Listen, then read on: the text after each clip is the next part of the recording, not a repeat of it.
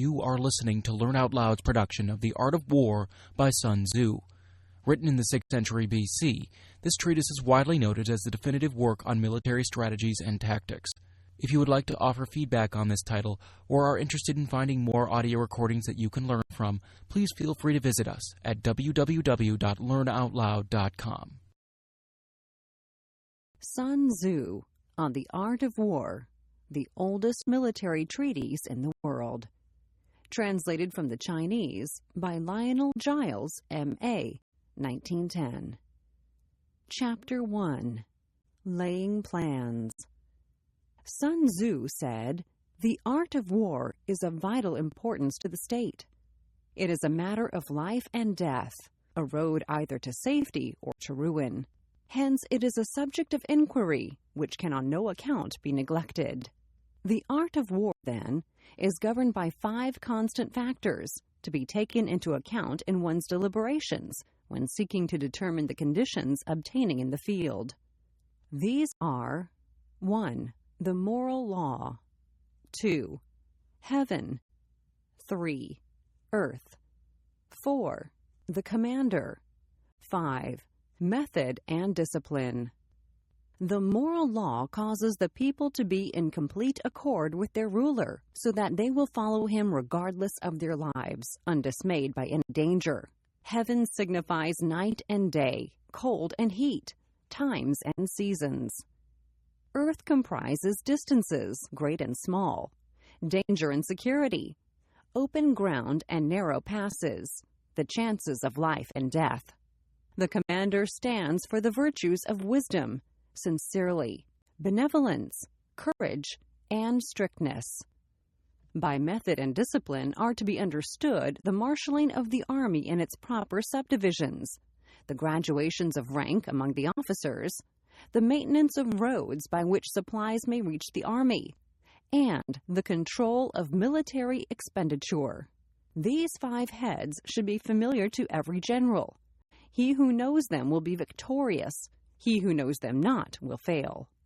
Therefore, in your deliberations, when seeking to determine the military conditions, let them be made the basis of a comparison, in this wise. Which of the 2 sovereigns is imbued with the moral law? Which of the 2 generals has most ability? With whom lie the advantages derived from heaven and earth? On which side is discipline most rigorously enforced? Which army is stronger? On which side are officers and men more highly trained? In which army is there the greater constancy both in reward and punishment? By means of these 7 considerations, I can forecast victory or defeat. The general that hearkens to my counsel and acts upon it will conquer. Let such a one be retained in command. The general that hearkens not to my counsel nor acts upon it will suffer defeat. Let such a one be dismissed. While heading the profit of my counsel, avail yourself also of any helpful circumstances over and beyond the ordinary rules. According as circumstances are favorable, one should modify one's plans. Hence, when able to attack, we must seem unable. When using our forces, we must seem inactive. When we are near, we must make the enemy believe we are far away. When far away, we must make him believe we are near. Hold out baits to entice the enemy, feign disorder, and crush him. If he is secure at all points, be prepared for him. If he is in superior strength, evade him. If your opponent is of choleric temper, seek to irritate him. Pretend to be weak, that he may grow arrogant. If he is taking his ease, give him no rest. If his forces are united, separate them. Attack him where he is unprepared. Appear where you are not expected. These military devices, leading to victory, must not be divulged beforehand. Now the general who wins a battle makes many calculations in his temple ere the battle is fought.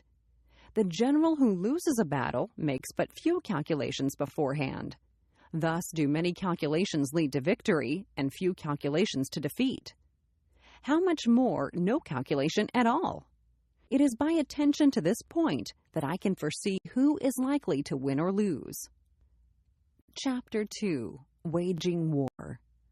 Sun Tzu said, "In the operations of war, where there are in the field 1,000 swift chariots, as many heavy chariots, and 100,000 mail-clad soldiers, with provisions enough to carry them 1,000 li, the expenditure at home and at the front, including entertainment of guests, small items such as glue and paint, and sums spent on chariots and armor, will reach the total of 1,000 ounces of silver per day. Such is the cost of raising an army of 100,000 men. When you engage in actual fighting, if victory is long in coming, then men's weapons will grow dull, and their ardor will be damped. If you lay siege to a town, you will exhaust your strength. Again, if the campaign is protracted, the resources of the state will not be equal to the strain. Now, when your weapons are dulled, your ardor damped, your strength exhausted, and your treasure spent, other chieftains will spring up to take advantage of your extremity. Then no man, however wise, will be able to avert the consequences that must ensue. Thus, though we have heard of stupid haste in war, cleverness has never been seen associated with long delays. There is no instance of a country having benefited from prolonged warfare. It is only one who is thoroughly acquainted with the evils of war that can thoroughly understand the profitable way of carrying it on. The skillful soldier does not raise a second levy, neither are his supply wagons loaded more than twice. Bring war material with you from home, but forage on the enemy. Thus the army will have food enough for its needs. Poverty of the state exchequer causes an army to be maintained by contributions from a distance.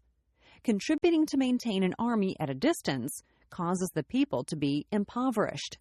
On the other hand, the proximity of an army causes prices to go up, and high prices cause the people's substance to be drained away. When their substance is drained away, the peasantry will be afflicted by heavy exactions. With this loss of substance and exhaustion of strength, the homes of the people will be stripped bare, and 3/10 of their income will be dissipated. While government expenses for broken chariots, worn-out horses, breastplates and helmets, bows and arrows, spears and shields, protective mantles, draught oxen, and heavy wagons will amount to 4/10 of its total revenue. Hence, a wise general makes a point of foraging on the enemy. 1 cartload of the enemy's provisions is equivalent to 20 of one's own, and likewise a single picule of his provender is equivalent to 20 from one's own store. Now, in order to kill the enemy, our men must be roused to anger. That there may be advantage from defeating the enemy, they must have their rewards. Therefore, in chariot fighting, when 10 or more chariots have been taken, those should be rewarded who took the first. Our own flag should be substituted for those of the enemy, and the chariots mingled and used in conjunction with ours. The captured soldiers should be kindly treated and kept. This is called using the conquered foe to augment one's own strength. In war, then, let your great object be victory, not lengthy campaigns. Thus it may be known that the leader of armies is the arbiter of the people's fate, the man on whom it depends whether the nation shall be in peace or in peril. Chapter 3. Attack by Stratagem. Sun Tzu said, "In the practical art of war, the best thing of all is to take the enemy's country whole and intact. To shatter and destroy it is not so good. So, too, it is better to recapture an army entire than to destroy it. To capture a regiment, a detachment, or a company entire than to destroy them. Hence, to fight and conquer in all your battles is not supreme excellence. Supreme excellence consists in breaking the enemy's resistance without fighting. Thus, the highest form of generalship is to balk the enemy's plans. The next best is to prevent the junction of the enemy's forces. The next in order is to attack the enemy's army in the field. And the worst policy of all is to besiege walled cities. The rule is not to besiege walled cities if it can possibly be avoided. The preparation of mantlets, movable shelters, and various implements of war will take up 3 whole months, and the piling up of mounds over against the walls will take 3 months more. The general, unable to control his irritation, will launch his men to the assault like swarming ants, with the result that 1/3 of his men are slain, while the town still remains untaken. Such are the disastrous effects of a siege. Therefore, the skillful leader subdues the enemy's troops without any fighting. He captures their cities without laying siege to them. He overthrows their kingdom without lengthy operations in the field. With his forces intact, he will dispute the mastery of the empire, and thus, without losing a man, his triumph will be complete. This is the method of attacking by stratagem. It is the rule in war, if our forces are 10 to the enemy's 1, to surround him; if 5 to 1, to attack him; if twice as numerous, to divide our army into 2. If equally matched, we can inferior. If slightly inferior in numbers, we can avoid the enemy. If quite unequal in every way, we can flee from him. Hence, though an obstinate fight may be made by a small force, in the end it must be captured by the larger force. Now the general is the bulwark of the state. If the bulwark is complete at all points, the state will be strong. If the bulwark is defective, the state will be weak. There are 3 ways in which a ruler can bring misfortune upon his army: by commanding the army to advance or to retreat, being ignorant of the fact that it cannot obey. This is called hobbling the army. By attempting to govern an army in the same way as he administers a kingdom, being ignorant of the conditions which obtain in an army. This causes restlessness in the soldiers' minds. By employing the officers of his army without discrimination, through ignorance of the military principle of adaptation to circumstances. This shakes the confidence of the soldiers. But when the army is restless and distrustful, trouble is sure to come from the other feudal princes. This is simply bringing anarchy into the army and flinging victory away. Thus we may know that there are 5 essentials for victory. 1. He will win who knows when to fight and when not to fight. 2. He will win who knows how to handle both superior and inferior forces. 3. He will win whose army is animated by the same spirit throughout all its ranks. 4. He will win who, prepared himself, waits to take the enemy unprepared. 5. He will win who has military capacity and is not interfered with by the sovereign. 18. Hence the saying, if you know the enemy and know yourself, you need not fear the result of 100 battles. If you know yourself but not the enemy, for every victory gained you will also suffer a defeat. If you know neither the enemy nor yourself, you will succumb in every battle. Chapter 4. Tactical Dispositions.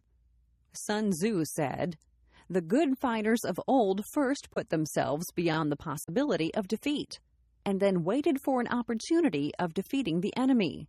To secure ourselves against defeat lies in our own hands, but the opportunity of defeating the enemy is provided by the enemy himself. Thus the good fighter is able to secure himself against defeat, but cannot make certain of defeating the enemy.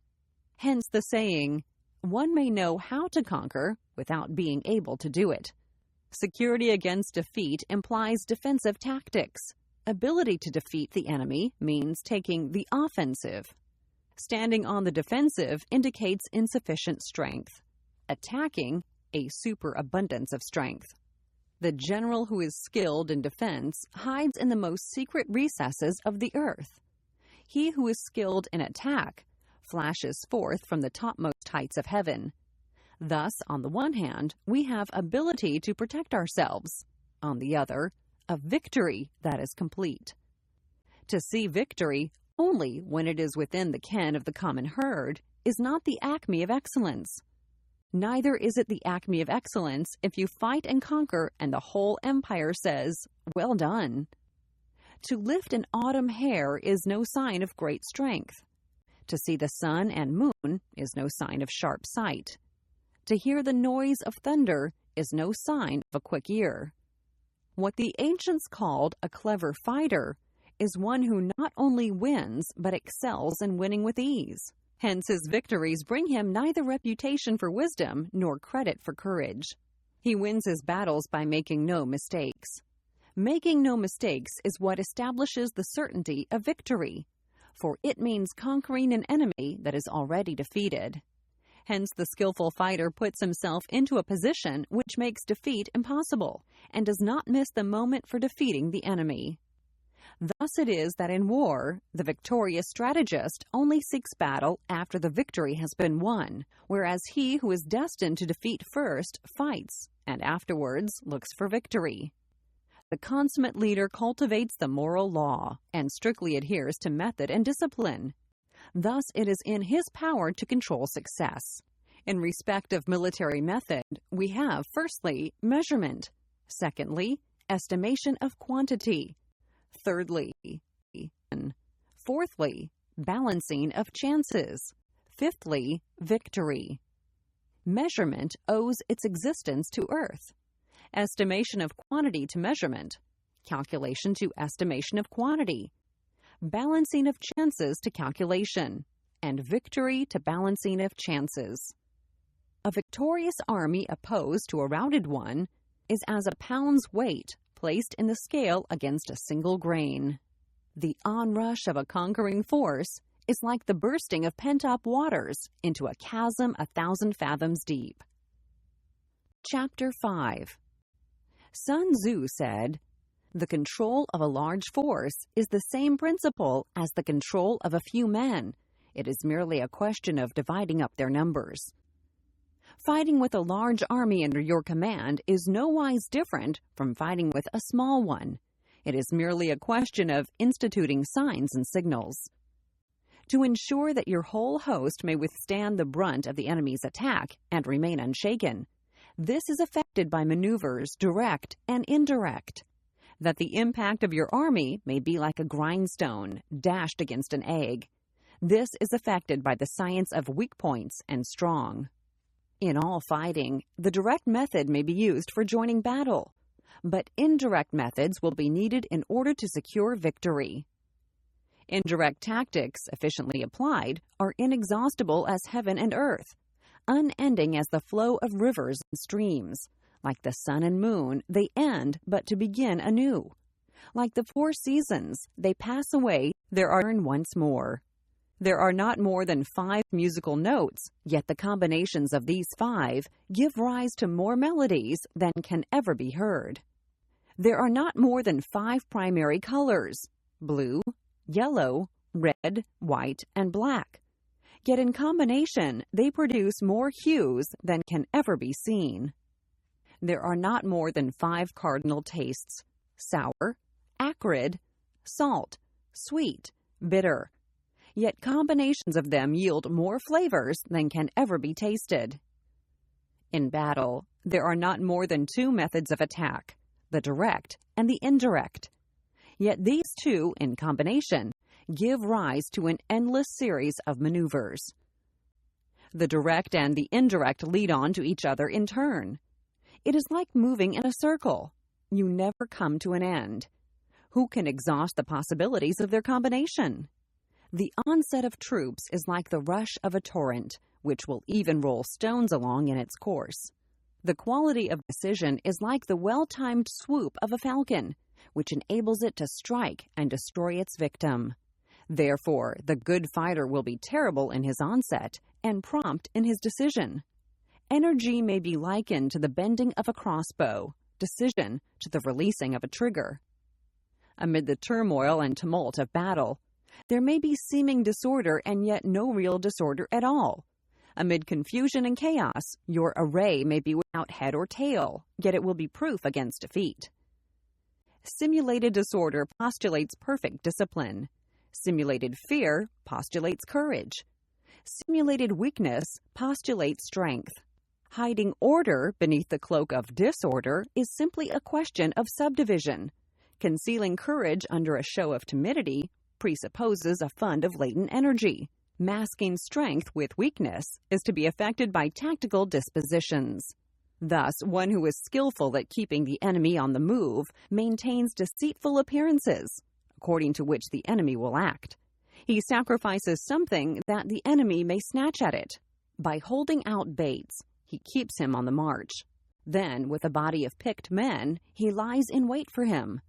The clever combatant looks to the effect of combined energy and does not require too much from individuals. Hence his ability to pick out the right men and utilize combined energy.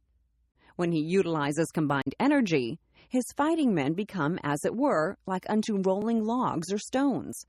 For it is the nature of a log or stone to remain motionless on level ground, and to move when on a slope. If four-cornered, to come to a standstill, but if round-shaped, to go rolling down. Thus, the energy developed by good fighting men is as the momentum of a round stone rolled down a mountain thousands of feet in height. So much on the subject of energy. Chapter 6. Weak Points and Strong. Sun Tzu said, "Whoever is first in the field and awaits the coming of the enemy will be fresh for the fight. Whoever is second in the field and has to hasten to battle will arrive exhausted." Therefore, the clever combatant imposes his will on the enemy, but does not allow the enemy's will to be imposed on him. By holding out advantages to him, he can cause the enemy to approach of his own accord, or, by inflicting damage, he can make it impossible for the enemy to draw near. If the enemy is taking his ease, he can harass him. If well supplied with food, he can starve him out. If quietly encamped, he can force him to move. Appear at points which the enemy must hasten to defend. March swiftly to places where you are not expected. An army may march great distances without distress, if it marches through country where the enemy is not. You can be sure of succeeding in your attacks if you only attack places which are undefended. You can ensure the safety of your defense if you only hold positions that cannot be attacked. Hence that general is skillful in attack whose opponent does not know what to defend, and he is skillful in defense whose opponent does not know what to attack. O divine art of subtlety and secrecy! Through you we learn to be invisible, through you inaudible, and hence we can hold the enemy's fate in our hands. You may advance and be absolutely irresistible if you make for the enemy's weak points. You may retire and be safe from pursuit if your movements are more rapid than those of the enemy. If we wish to fight, the enemy can be forced to an engagement even though he be sheltered behind a high rampart in a deep ditch. All we need do is attack some other place that he will be obliged to relieve. If we do not wish to fight, we can prevent the enemy from engaging us even though the lines of our encampment be merely traced out on the ground. All we need do is to throw something odd and unaccountable in his way. By discovering the enemy's dispositions and remaining invisible ourselves, we can keep our forces concentrated, while the enemy's must be divided. We can form a single united body, while the enemy must split up into fractions. Hence, there will be a whole pitted against separate parts of a whole, which means that we shall be many to the enemy's few. And if we are able thus to attack an inferior force with a superior one, our opponents will be in dire straits. The spot where we intend to fight must not be made known, for then the enemy will have to prepare against a possible attack at several different points, and his forces being thus distributed in many directions, the numbers we shall have to face at any given point will be proportionately few. For should the enemy strengthen his van, he will weaken his rear. Should he strengthen his rear, he will weaken his van. Should he strengthen his left, he will weaken his right. Should he weaken his right, he will weaken his left. If he sends reinforcements everywhere, he will everywhere be weak. Numerical weakness comes from having to prepare against possible attacks. Numerical strength from compelling our adversary to make these preparations against us. Knowing the place and the time of the coming battle, we may concentrate from the greatest distances in order to fight. But if neither time nor place be known, then the left wing will be impotent to succor the right equally impotent to succor the left, the van unable to relieve the rear, or the rear to support the van. How much more so if the furthest portions of the army are anything but 100 li apart? Though according to my estimate, the soldiers of UA exceed our own in number, that shall advantage them nothing in the matter of victory. I say then that victory can be achieved. Though the enemy be stronger in numbers, we may prevent him from fighting. Scheme so as to discover his plans and the likelihood of their success. Rouse him and learn the principle of his activity or inactivity. Force him to reveal himself so as to find out his vulnerable spots. Carefully compare the opposing army with your own, so that you may know where strength is superabundant and where it is deficient. In making tactical dispositions, the highest pitch you can attain is to conceal them. Conceal your dispositions, and you will be safe from the prying of the subtlest spies, from the machinations of the wisest brains. How victory may be produced for them out of the enemy's own tactics, that is what the multitude cannot comprehend. All men can see the tactics whereby I conquer, but what none can see is the strategy out of which victory is evolved. Do not repeat the tactics which have gained you one victory, but let your methods be regulated by the infinite variety of circumstances. Military tactics are like unto water, for water in its natural course runs away from high places and hastens downward. So in war, the way is to avoid what is strong and to strike at what is weak.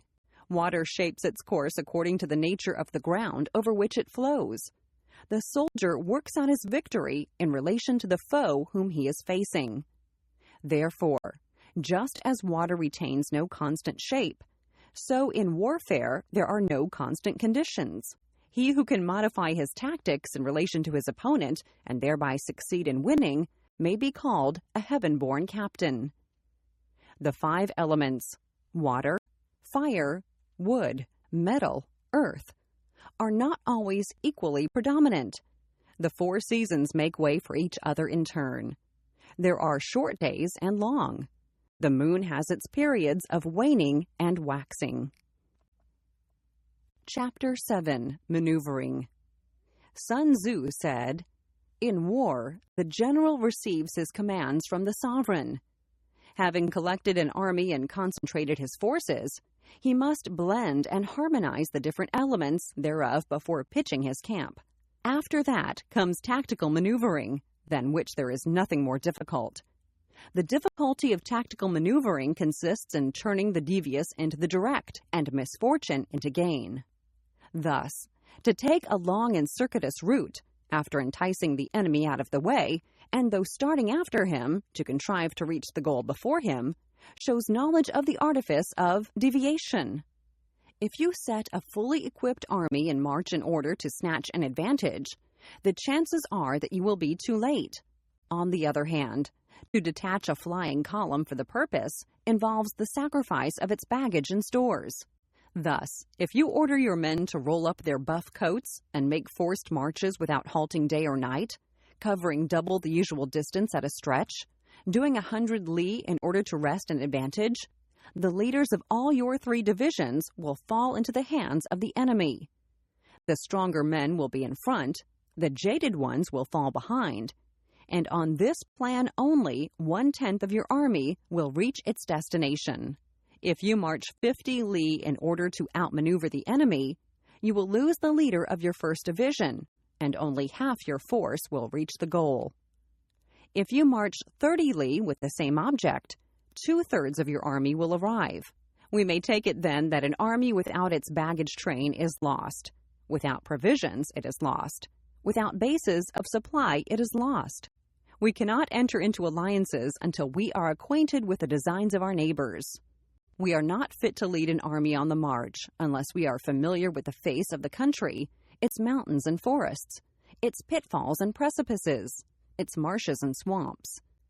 We shall be unable to turn natural advantage to account unless we make use of local guides. In war, practice dissimulation and you will succeed.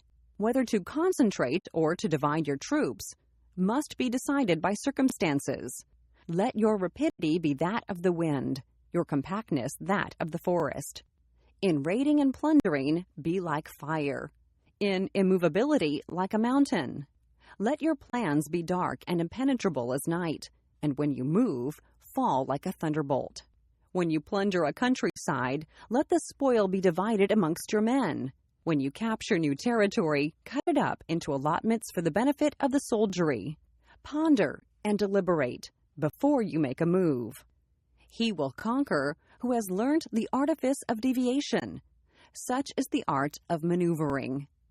The Book of Army Management says, "On the field of battle, the spoken word does not carry far enough. Hence the institution of gongs and drums. Nor can ordinary objects be seen clearly enough. Hence the institution of banners and flags. Gongs and drums, banners and flags are means whereby the ears and eyes of the host may be focused on one particular point. The host, thus forming a single united body, is it impossible either for the brave to advance alone or for the cowardly to retreat alone. This is the art of handling large masses of men. In night fighting, then, make much use of signal fires and drums, and in fighting by day, of flags and banners, as a means of influencing the ears and eyes of your army. A whole army may be robbed of its spirit. A commander-in-chief may be robbed of his presence of mind. Now a soldier's spirit is keenest in the morning. By noonday it has begun to flag, and in the evening his mind is bent only on returning to camp. A clever general, therefore, avoids an army when its spirit is keen, but attacks it when it is sluggish and inclined to return. This is the art of studying moods. Disciplined and calm, to await the appearance of disorder and hubbub amongst the enemy, this is the art of retaining self-possession. To be near the goal while the enemy is still far from it, to wait at ease while the enemy is toiling and struggling, to be well fed while the enemy is famished. This is the art of husbanding one's strength. To refrain from intercepting an enemy whose banners are in perfect order, to refrain from attacking an army drawn up in calm and confident array. This is the art of studying circumstances. It is a military axiom not to advance uphill against the enemy, nor to oppose him when he comes downhill. Do not pursue an enemy who simulates flight. Do not attack soldiers whose temper is keen. Do not swallow bait offered by the enemy. Do not interfere with an army that is returning home. When you surround an army, leave an outlet free. Do not press a desperate foe too hard. Such is the art of warfare. Chapter 8. Variation in Tactics. Sun Tzu said, "In war, the general receives his commands from the sovereign, collects his army, and concentrates his forces. When in difficult country, do not encamp. In country where high roads intersect, join hands with your allies. Do not linger in dangerously isolated positions. In hemmed-in situations, you must resort to stratagem. In desperate position, you must fight. There are roads which must not be followed, armies which must be not attacked, towns which must not be besieged, positions which must not be contested, commands of the sovereign which must not be obeyed." The general who thoroughly understands the advantages that accompany variation of tactics knows how to handle his troops. The general who does not understand these may be well acquainted with the configuration of the country, yet he will not be able to turn his knowledge to practical account. So, the student of war who is unversed in the art of war of varying his plans, even though he be acquainted with the 5 advantages, will fail to make the best use of his men. Hence, in the wise leader's plans, considerations of advantage and of disadvantage will be blended together. If our expectation of advantage be tempered in this way, we may succeed in accomplishing the essential part of our schemes. If, on the other hand, in the midst of difficulties, we are always ready to seize an advantage, we may extricate ourselves from misfortune, reduce the hostile chiefs by inflicting damage on them, and make trouble for them and keep them constantly engaged. hold out specious allurements, and make them rush to any given point. The art of war teaches us to rely not on the likelihood of the enemy's not coming, but on our own readiness to receive him, not on the chance of his not attacking, but rather on the fact that we have made our position unassailable. There are 5 dangerous faults which may affect a general. 1. Recklessness, which leads to destruction. 2. Cowardice, which leads to capture. 3. A hasty temper, which can be provoked by insults. 4. A delicacy of honor, which is sensitive to shame. 5. Over-solicitude for his men, which exposes him to worry and trouble. These are the 5 besetting sins of a general, ruinous to the conduct of war. When an army is overthrown and its leader slain, the cause will surely be found among these 5 dangerous faults. Let them be a subject of meditation. Chapter 9. The Army on the March. Sun Tzu said, "We come now to the question of encamping the army and observing signs of the enemy. Pass quickly over mountains and keep in the neighborhood of valleys.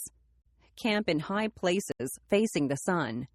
Do not climb heights in order to fight. So much for mountain warfare. After crossing a river, you should get far away from it. When an invading force crosses a river in its onward march, do not advance to meet it in midstream. It will be best to let half the army get across and then deliver your attack. If you are anxious to fight, you should not go to meet the invader near a river which he has to cross. Moor your craft higher up than the enemy and facing the sun. Do not move upstream to meet the enemy. So much for river warfare. In crossing salt marshes, your sole concern should be to get over them quickly, without any delay. If forced to fight in a salt marsh, you should have water and grass near you, and get your back to a clump of trees. So much for operations in salt marshes. In dry, level country, take up an easily accessible position with rising ground to your right and on your rear, so that the danger may be in front and safety lie behind. So much for campaigning in flat country. These are the 4 useful branches of military knowledge which enabled the Yellow Emperor to vanquish 4 several sovereigns. All armies prefer higher ground to low and sunny places to dark.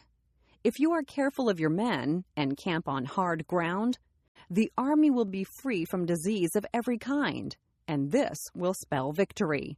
When you come to a hill or a bank, occupy the sunny side, with the slope on your right rear.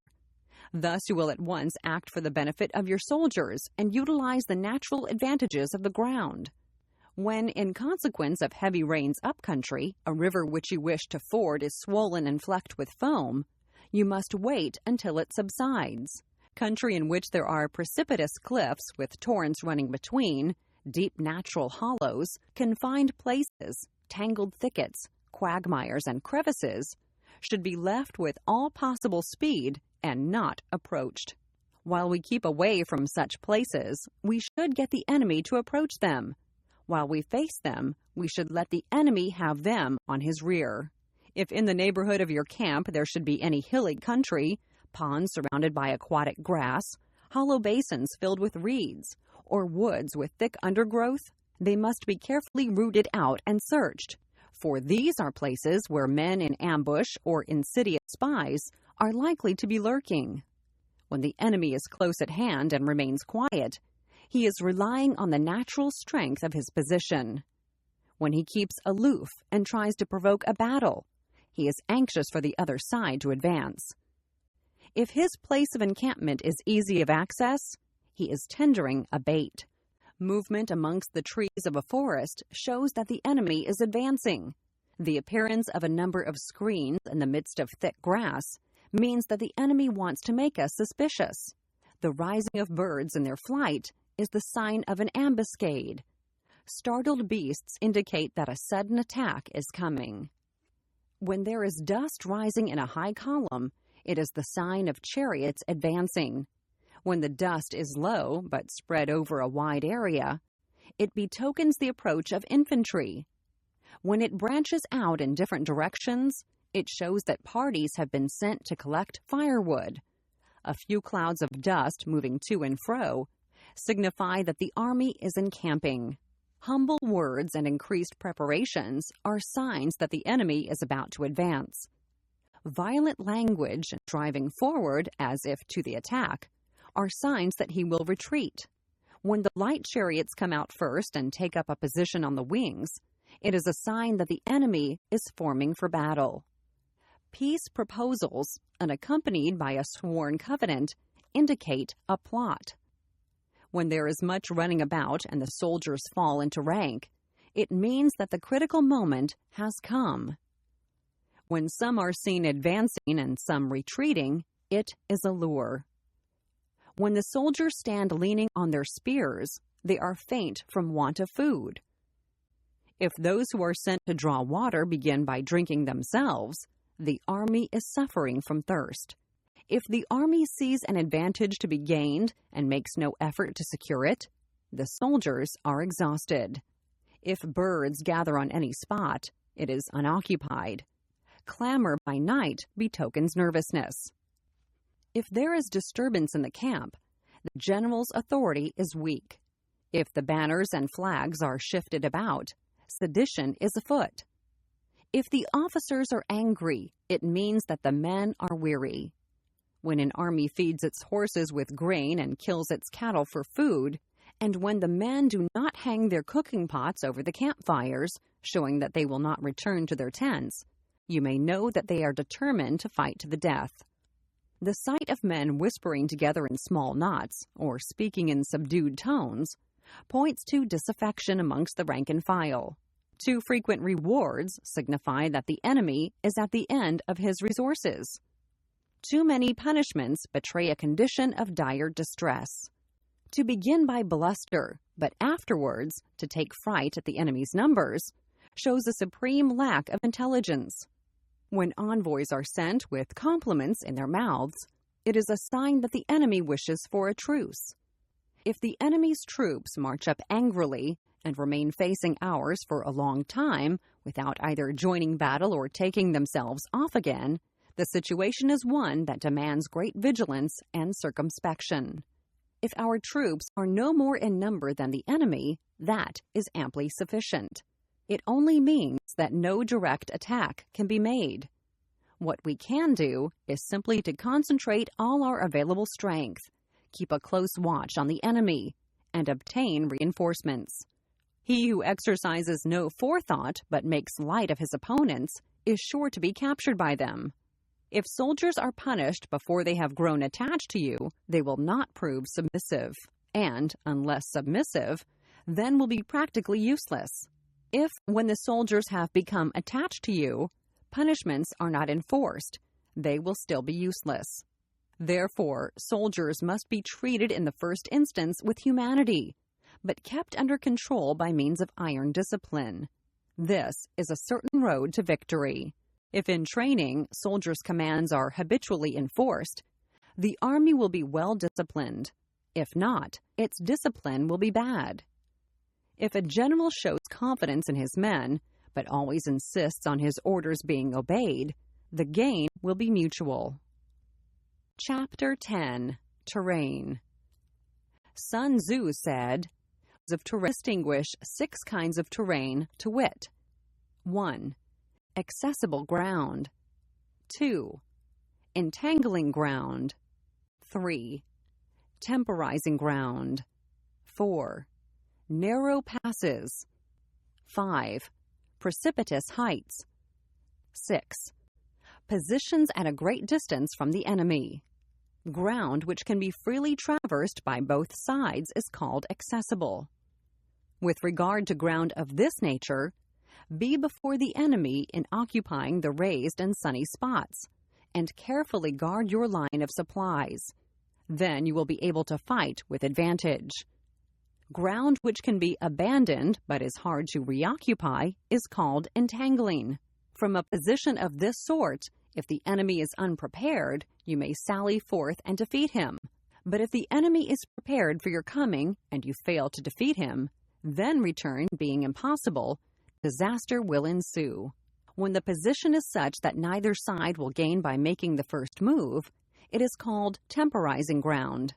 In a position of this sort, even though the enemy should offer us an attractive bait, it will be advisable not to stir forth, but rather to retreat, thus enticing the enemy in his turn.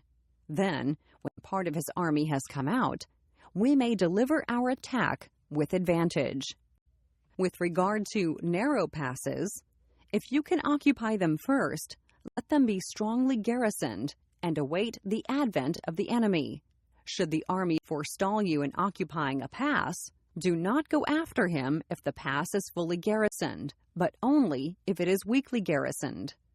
With regard to precipitous heights, if you are beforehand with your adversary, you should occupy the raised and sunny spots, and there wait for him to come up. If the enemy has occupied them before you, do not follow him, but retreat and try to entice him away.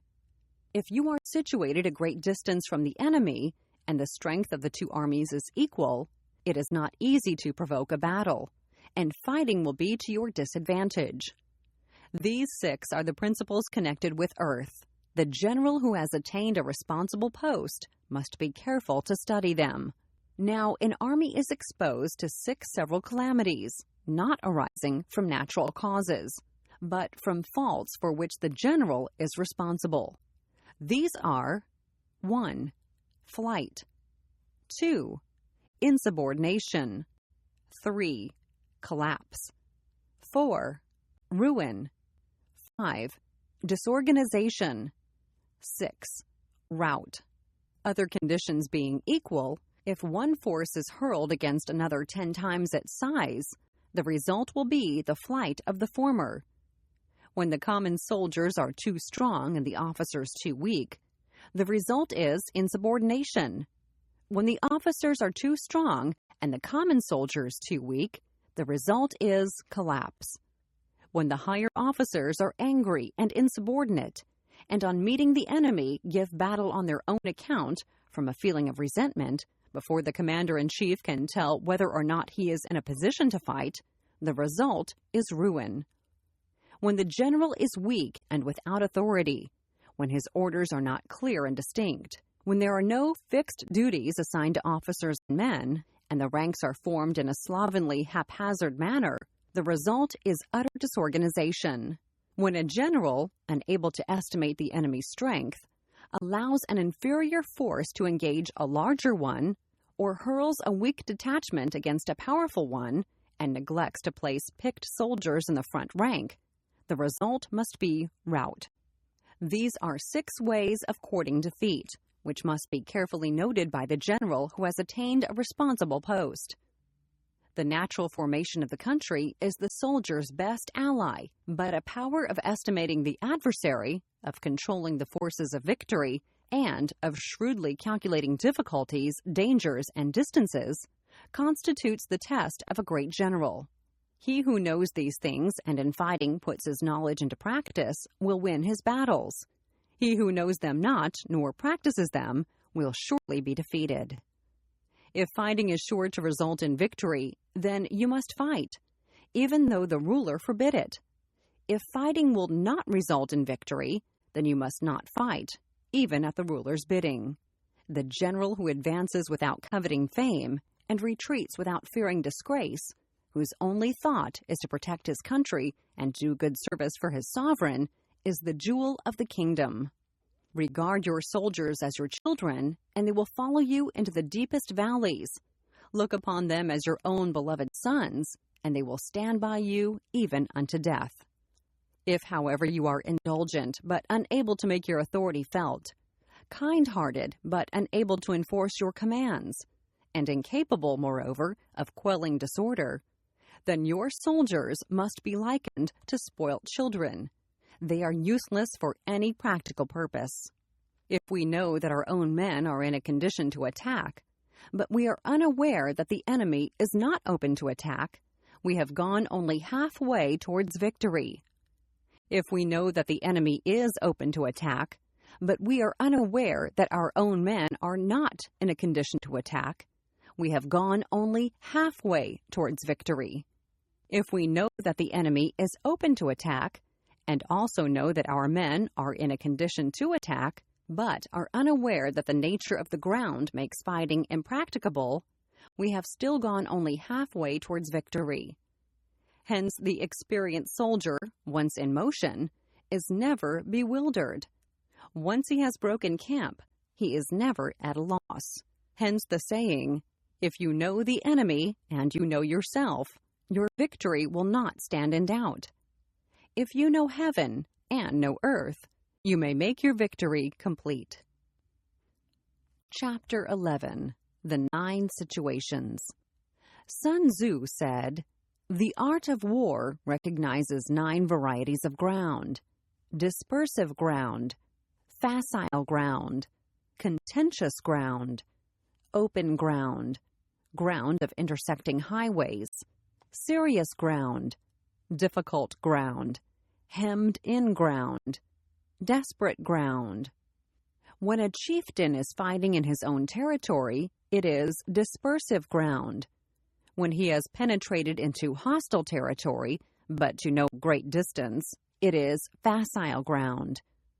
Ground, the possession of which imports great advantage to either side, is contentious ground. Ground on which each side has liberty of movement is open ground. Ground which forms the key to 3 contiguous states, so that he who occupies it first has most of the empire at his command, is a ground of intersecting highways. When an army has penetrated into the heart of a hostile country, leaving a number of fortified cities in its rear, it is serious ground. Mountain forests, rugged steeps, marshes, and fens, all country that is hard to traverse. This is difficult ground. Ground which is reached through narrow gorges, and from which we can only retire by tortuous paths, so that a small number of the enemy would suffice to crush a large body of our men. This is hemmed-in ground. Ground on which we can only be saved from destruction by fighting without delay is desperate ground. On dispersive ground, therefore, fight not. On facile ground, halt not. On contentious ground, attack not. On open ground, do not try to block the enemy's way. On open ground, do not try to block the enemy's way. On the ground of intersecting highways, join hands with your allies. On serious ground, gather in plunder. In difficult ground, keep steadily on the march. On hemmed-in ground, resort to stratagem. On desperate ground, fight. Those who were called skillful leaders of old knew how to drive a wedge between the enemy's front and rear, to prevent cooperation between his large and small divisions, to hinder the good troops from rescuing the bad, the officers from rallying their men. When the enemy's men were united, they managed to keep them in disorder. When it was to their advantage, they made a forward move. When otherwise, they stopped still.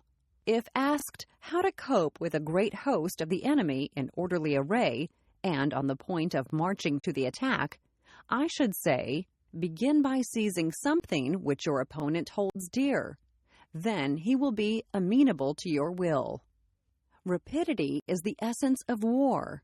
Take advantage of the enemy's unreadiness, make your way by unexpected routes, and attack unguarded spots. The following are the principles to be observed by an invading force. The further you penetrate into a country, the greater will be the solidarity of your troops, and thus the defenders will not prevail against you. Make forays into fertile country in order to supply your army with food. Carefully study the well-being of your men, and do not overtax them. Concentrate your energy and hoard your strength. Keep your army continually on the move, and devise unfathomable plans. Throw your soldiers into positions whence there is no escape, and they will prefer death to flight. If they will face death, there is nothing they may not achieve. Officers and men alike will put forth their uttermost strength. Soldiers, when in desperate straits, lose the sense of fear. If there is no place of refuge, they will stand firm. If they are in hostile country, they will show a stubborn front. If there is no help for it, they will fight hard. Thus, without waiting to be marshaled, the soldiers will be constantly on the qui-vive. Without wanting to be asked, they will do your will. Without restrictions, they will be faithful. Without giving orders, they can be trusted. Prohibit the taking of omens, and do away with superstitious doubts. Then, until death itself comes, no calamity need be feared. If our soldiers are not overburdened with money, it is not because they have a distaste for riches. If their lives are not unduly long, it is not because they are disinclined to longevity. On the day they are ordered out to battle, your soldiers may weep, those sitting up be dewing their garments, and those lying down letting the tears run down their cheeks. But let them once be brought to bay, and they will display the courage of a shoe or a quay. The skillful tactician may be likened to the shuai ran. Now the shuai ran is a snake that is found in the Shung Mountains. Strike at its head, and you will be attacked by its tail. Strike at its tail, and you will be attacked by its head. Strike at its middle, and you will be attacked by head and tail both. Asked if an army can be made to imitate the shuai ran, I should answer yes. For the men of Wu and the men of Yue are enemies. Yet if they are crossing a river in the same boat and are caught by a storm, they will come to each other's assistance, just as the left hand helps the right. Hence, it is not enough to put one's trust in the tethering of horses and the burying of chariot wheels in the ground. The principle on which to manage an army is to set up one standard of courage which all must reach. How to make the best of both strong and weak? That is a question involving the proper use of ground. Thus, the skillful general conducts his army just as though he were leading a single man, willy-nilly, by the hand. It is the business of a general to be quiet and thus ensure secrecy, upright and just, and thus maintain order. He must be able to mystify his officers and men by false reports and appearances, and thus keep them in total ignorance. By altering his arrangements and changing his plans, he keeps the enemy without definite knowledge. By shifting his camp and taking circuitous routes, he prevents the enemy from anticipating his purpose. At the critical moment, the leader of an army acts like one who has climbed up a height and then kicks away the ladder behind him. He carries his men deep into hostile territory before he shows his hand. He burns his boats and breaks his cooking pots. Like a shepherd driving a flock of sheep, he drives his men this way and that, and nothing knows whither he is going. To muster his host and bring it into danger, this may be termed the business of the general. The different measure suited to the 9 varieties of ground, the expediency of aggressive or defensive tactics, and the fundamental laws of human nature. These are things that must most certainly be studied. When invading hostile territory, the general principle is that penetrating deeply brings cohesion. Penetrating but a short way means dispersion. When you leave your own country behind and take your army across neighborhood territory, you find yourself on critical ground. When there are means of communication on all 4 sides, the ground is one of intersecting highways. When you penetrate deeply into a country, it is serious ground. When you penetrate but a little way, it is facile ground. When you have the enemy's strongholds on your rear and narrow passes in front, it is hemmed-in ground. When there is no place of refuge at all, it is desperate ground. Therefore, on dispersive ground, I would inspire my men with unity of purpose. On facile ground, I would see that there is close connection between all parts of my army. On contentious ground, I would hurry up my rear. On open ground, I would keep a vigilant eye on my defenses. On ground of intersecting highways, I would consolidate my alliances. On serious ground, On serious ground, I would try to ensure a continuous stream of supplies. On difficult ground, I would keep pushing on along the road. On hemmed-in ground, I would block any way of retreat. On desperate ground, I would proclaim to my soldiers the hopelessness of saving their lives.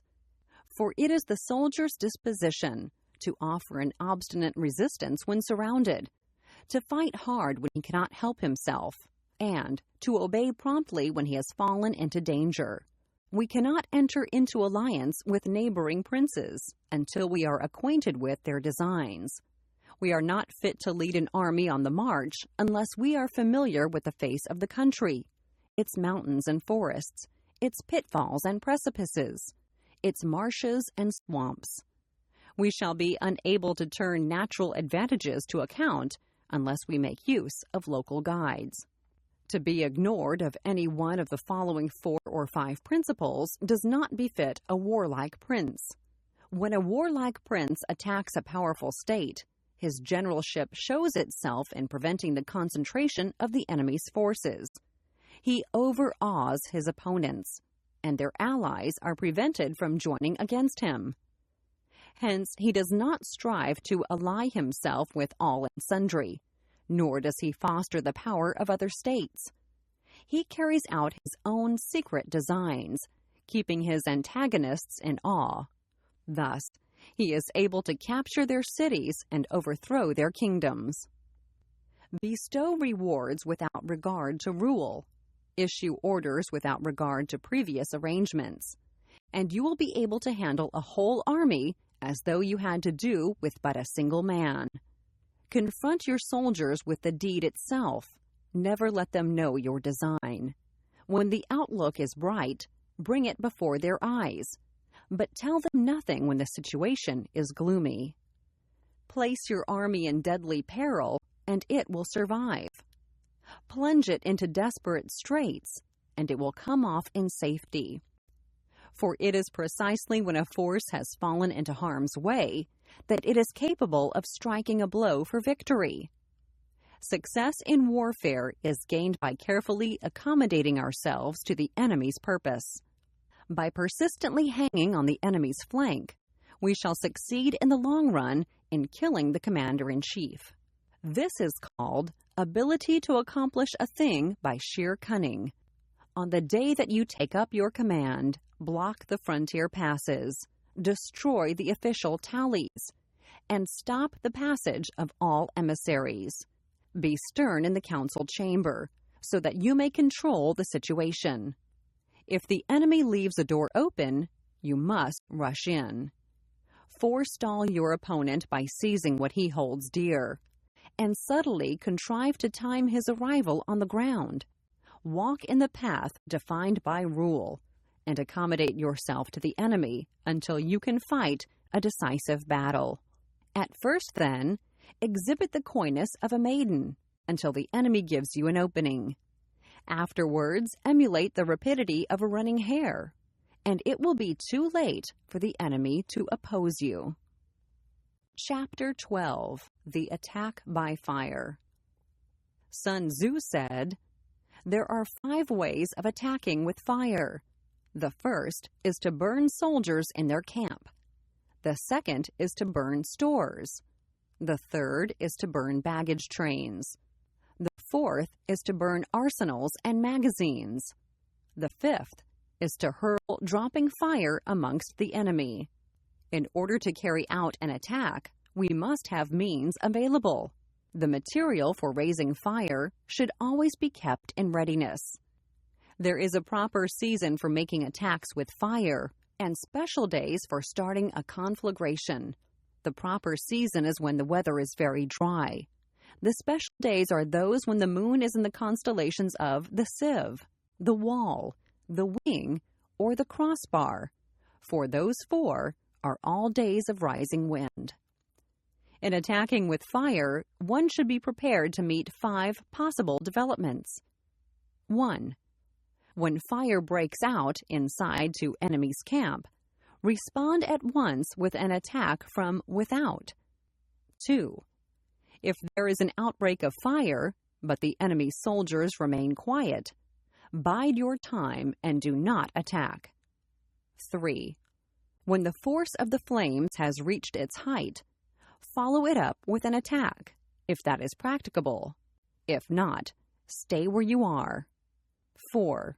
If it is possible to make an assault with fire from without, do not wait for it to break out within, but deliver your attack at a favorable moment.